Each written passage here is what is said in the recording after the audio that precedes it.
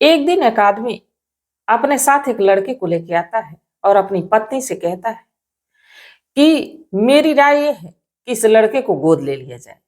तुम्हारी क्या राय?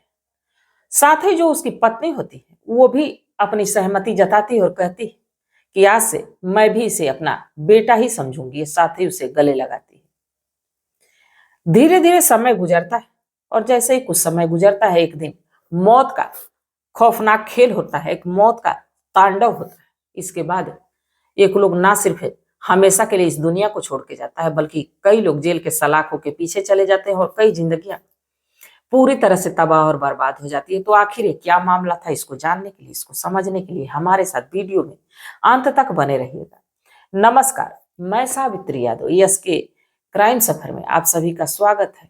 उम्मीद है यस के क्राइम सफर की सारी फैमिली अच्छी होगी, अपना ख्याल रख रही होगी।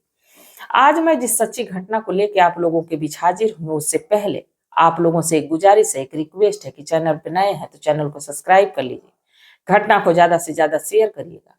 और इस घटना को सुनाने का मेरा उद्देश्य ये नहीं है कि किसी की भावनाओं को ठेस पहुंचाया जाए, किसी को आहत किया जाए, बल्कि इसीलिए कि लोगों को जागरूक किया जाए। तो चलिए ज्यादा बात ना करते हुए इस घटना की शुरुआत करते हैं। दरअसल जो घटना है उत्तर प्रदेश का एक जिला लगता है इटावा। इसी इटावा का एक थाना लगता है उसरहार थाना। इसी का एक गांव गपचिया।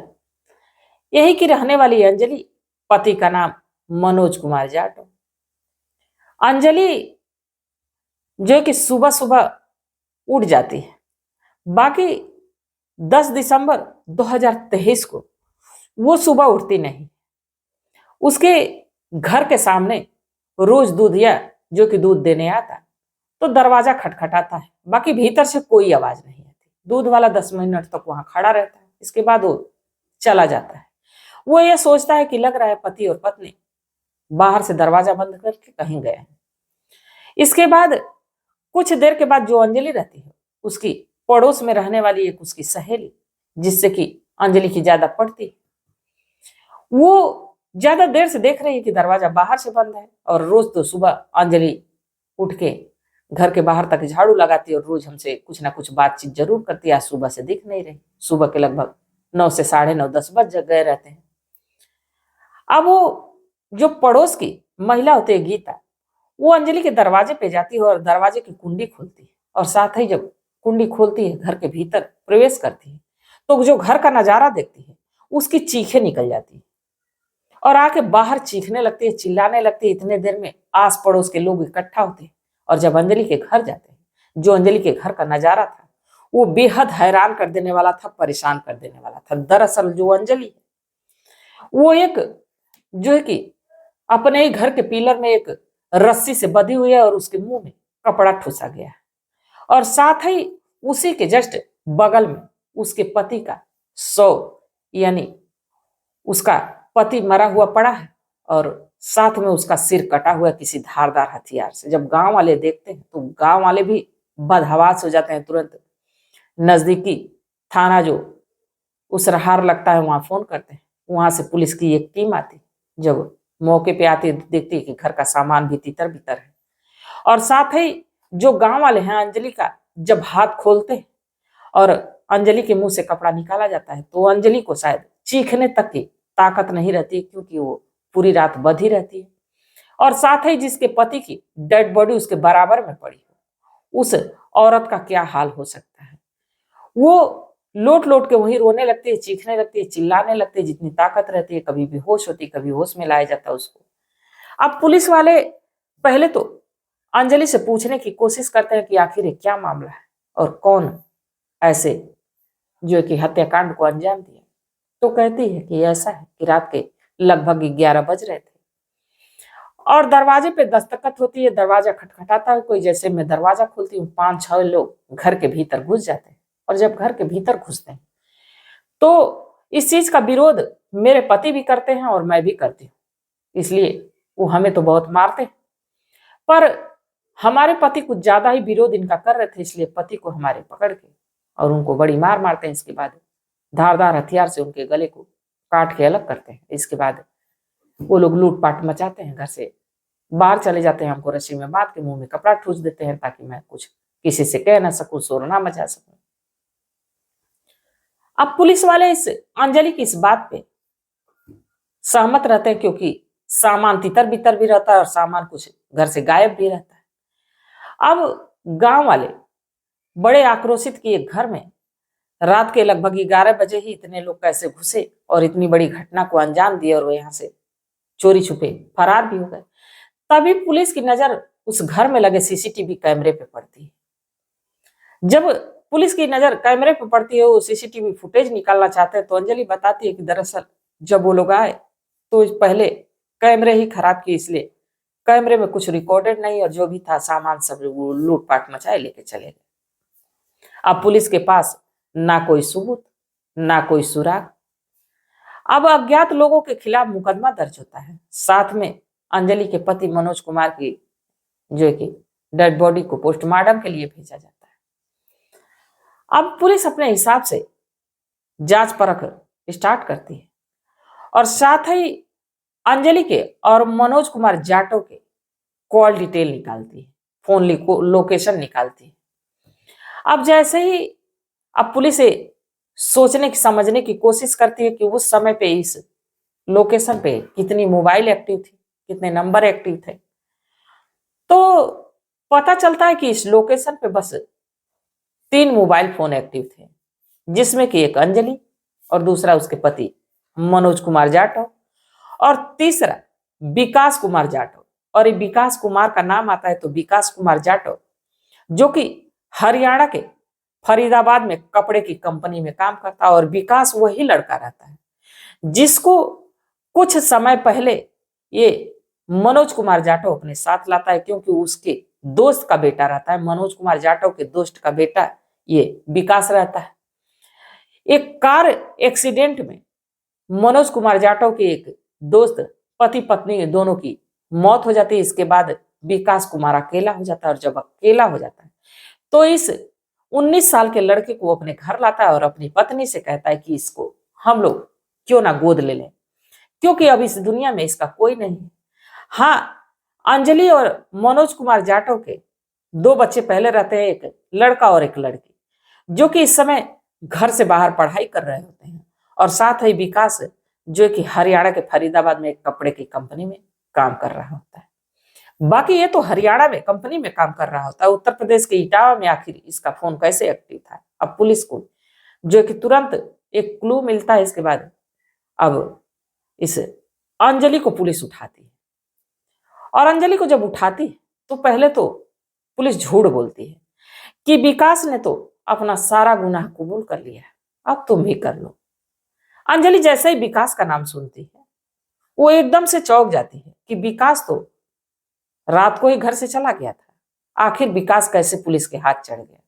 और जब पुलिस के हाथ चढ़ गया तो जाहिर सी बात है कि उसने सारा जो कि गुनाह कबूल लिया, तो मुझे भी अब कबूलना ही पड़ेगा। अंजलि एक ऐसा सच बताती है जिसको सुनने के बाद पूरे इलाके के लोग हिल से जाते हैं। दरअसल अंजलि पुलिस को बताती है कि जब उसके पति मनोज कुमार जाटव इस विकास को 19 साल की उम्र में अपने घर लेके आए, तो देखने में बेहद ये हैंडसम लड़का जब उसको लेके आते हैं मनोज कुमार, तो कहते हैं अपनी पत्नी से कि अब हमारा दोस्त तो इस दुनिया में रहा नहीं, उसकी पत्नी रही नहीं, लड़का अकेला है, तो जैसे हमारे 2 बच्चे हैं वैसे ही इसको भी हम लोग गोद ले लेते हैं, और इसके माता पिता बन के हम लोग इसकी आगे की जिंदगी देखभाल करेंगे। इस पे जो अंजलि रहती है अपने पति के इस सहमति में अपनी सहमति जाहिर करती है, और साथ ही विकास को गले लगाती है। बाकी जैसे ही विकास को गले लगाती है, वो ये पुलिस से बताती है कि जब मैं गले लगाई उसे, तो मुझे कहीं से ये एहसास नहीं हुआ कि मेरा बेटा है, मुझे बस ये लगा कि इसको मुझे पाना है। इसके बाद यहीं से एक घिनौना खेल शुरू होता है। अब विकास जैसे ही इस मनोज कुमार जाटव के साथ रहने लगता है, धीरे धीरे समय गुजरने लगता है। अब जब मनोज कुमार जाटव घर से बाहर चला जाता तो घर पे अंजलि और विकास रहते। अब धीरे धीरे अंजलि इस विकास से बातचीत करते करते इससे नजदीकियां बढ़ाती है, और दोनों में कुछ इस कदर बात होने लगती है कि दोनों एक दूसरे के सुख दुख को बांटने लगते हैं, एक दूसरे को ज्यादा से ज्यादा समय देने लगते हैं। और एक दिन अपने ही घर के भीतर ये जो अंजलि है इस 19 साल के लड़के के साथ अवैध संबंध बनाती है, यानी शारीरिक संबंध बनाती है। और एक बार ये सिलसिला चला तो फिर रुकने का नाम नहीं ले रहा था, लगातार कंटिन्यू ये चल रहा था। लगभग 2 साल का समय गुजर जाता है। बाकी एक दिन अंजलि और विकास एक दूसरे के साथ आपत्तिजनक स्थिति में रहते हैं। दोपहर का समय रहता है और तभी मनोज के पैरों में जहां काम करता वहीं चोट लगती है। इसके बाद वो घर आता है। जब घर आता है तो देखता है जो नजारा, उसके होश ही उड़ जाते हैं। दरअसल अंजलि और जो गोद लिया हुआ बेटा विकास कुमार दोनों आपत्तिजनक स्थिति में, दोनों नग्न अवस्था में। जब ये बात ये मनोज कुमार देखता है तो इस लड़के को फटकार लगाता है और साथ ही अपनी पत्नी से कहता है कि जो तुमने किया वो ठीक नहीं है, क्योंकि जिसको मैं अपना बेटा बना के लाया था तुम उसी के साथ अपना मुंह काला कर रही हो। इसके बाद उस विकास को भगा देता है। जब विकास को भगाता है तो हरियाणा के फरीदाबाद एक कंपनी में नौकरी करने लगता है। बाकी जैसे अंजलि को इस विकास की याद सताती रहती है, वैसे विकास भी अब अंजलि से मिलने के लिए बेचैन रहता है। दोनों फोन पे बात करते हैं। इसके बाद एक प्लान बनाते हैं और प्लान ये बनता है कि गांव के ही एक लड़का जिसका नाम रोहित होता है उसको 2 लाख रुपए की सुपारी देते हैं और साथ ही कहते हैं कि तुमको इसे जो कि मनोज कुमार को दारू ज्यादा से ज्यादा पिलानी है। अब 10 दिसंबर की रात को यानी 9 दिसंबर की रात को ये लोग इस मनोज कुमार को, रोहित ढेर सारी दारू लाता है, उसी के घर बैठ के पीने लगते हैं। और जैसे ही मनोज कुमार नशे में होता है, ये अंजलि अपने इस गोद लिए हुए लड़के विकास को फोन करती है। विकास भी नजदीक में ही कहीं आके रहता है, वो आ जाता है। इसके बाद ये रोहित और अंजलि और साथ ही विकास मिलके ये मनोज कुमार को एक धारदार हथियार से काटते हैं। इसके बाद जो भी सामान रहता है उसको तितर बितर करते हैं और धीरे धीरे अब रात बीतने का इंतजार करते हैं। इस बीच जो विकास है वो इस अंजलि के साथ 2 से 3 बार शारीरिक संबंध भी बनाता है। जैसे ही भोर हो जाती है, अब रोहित और ये विकास मिलके पहले तो अंजलि को उस पिलर में बांध देते हैं रस्सी से। इसके बाद उसके मुंह में कपड़ा ठूस देते हैं। वहां से ये दोनों फरार हो जाते हैं। अब इनको तो यही रहता है कि अब हम पकड़े नहीं जाएंगे। बाकी जैसे ही सुबह होती है, पड़ोस की रहने वाली एक औरत जाती है और देखती है नजारा। गांव वाले आते हैं, पुलिस वाले आते हैं। इस तरह इस मामले का खुलासा होता है। अंजलि के ही तहरीर पे उस गांव के लड़के रोहित को, जिसको 2 लाख रुपए की सुपारी दी गई रहती है, उस रोहित को और साथ ही इस विकास को गिरफ्तार किया जाता है। जेल के सलाखों के पीछे डाल दिया गया। अब कानून तय करेगा कि इसको कौन सी सजा मिलेगी। तो इस घटनाक्रम को सुनाने का मेरा उद्देश्य ये नहीं था कि किसी की भावनाओं को ठेस पहुंचाया जाए, किसी को आहत किया जाए, बल्कि बस इसलिए कि लोगों को जागरूक किया जाए, लोगों को सचेत किया जाए। तो इस घटनाक्रम पे आप लोग क्या सोचते हैं? आप लोगों की क्या सलाह, आप लोगों की क्या राय, कमेंट सेक्शन में जरूर बताइएगा, क्योंकि आपकी सलाह, आपका मशवरा बेहद मायने रखता है। और इसमें अगर जो देखा जाए तो इस जमाने में किसी पे एहसान करना भी गुनाह सा हो गया।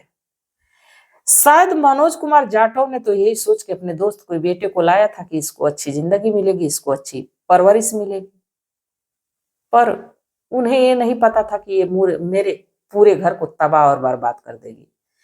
मनोज कुमार जाटव तो इस दुनिया को छोड़ के हमेशा के लिए चले गए। साथ ही उनके 2 बच्चे, जिनकी जिंदगी पूरी तरह से तबाह और बर्बाद हो गई।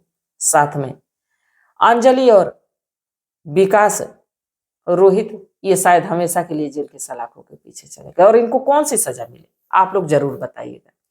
तब तक आप लोग अपना ख्याल रखिए, अपने परिवार का ख्याल रखिए, बाल बच्चों का ख्याल रखिए। मिलते हैं कल एक नई वीडियो के साथ। तब तक के लिए जय हिंद, जय भारत।